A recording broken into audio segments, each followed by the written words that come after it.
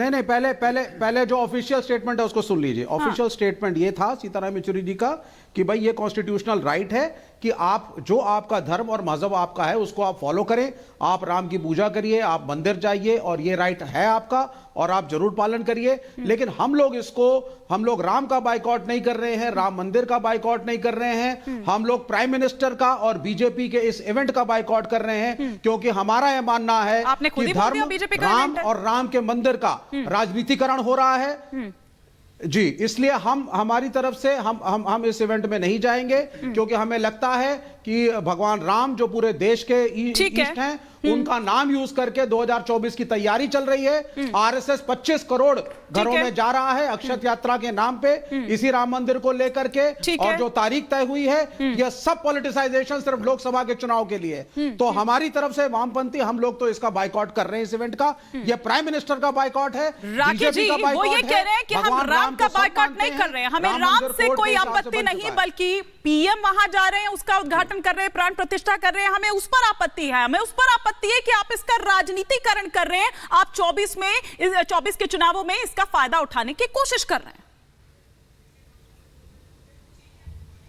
देखिए हिमानी, लगातार जिस तरह के स्टेटमेंट्स हमने देखा ऑपोजिशन पार्टी के लोगों के आ रहे हैं, वो साफ ये दिखाता है कि कहीं ना कहीं हताशा है, इनको कहीं ना कहीं तकलीफ है कि राम मंदिर क्यों बन रहा है। मैं पूछना चाहती हूँ हिमानी कि पहले भी तो हमारे देश के जो हेड ऑफ स्टेट्स है वो अलग अलग रिलीजियस प्रोग्राम्स अटेंड करते गए, लेकिन क्यों प्रधानमंत्री जी वहां जाते हैं तो आपको समस्या होती है।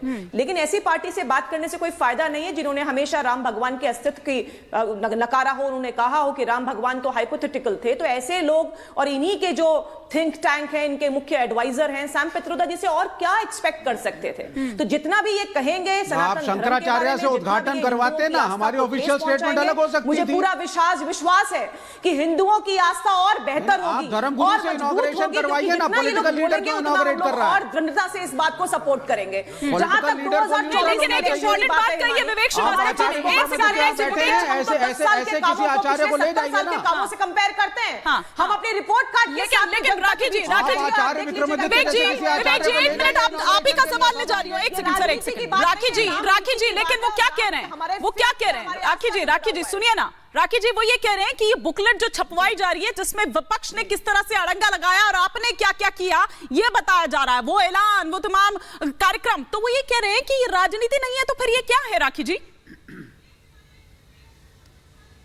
नहीं हिमानी जी, इसमें गलत क्या है ये बताइए। विपक्ष ने ऐसा नहीं किया था क्या? सब लोगों ने देखा कि पिछले 30 सालों में 2014 से पहले राम मंदिर के बारे में किसी भी राजनीतिक पार्टी जो है जबान खोलने में डरती थी। ये सिर्फ भारतीय जनता पार्टी थी जिसके एजेंडा के अंदर 1991 से लगातार राम मंदिर।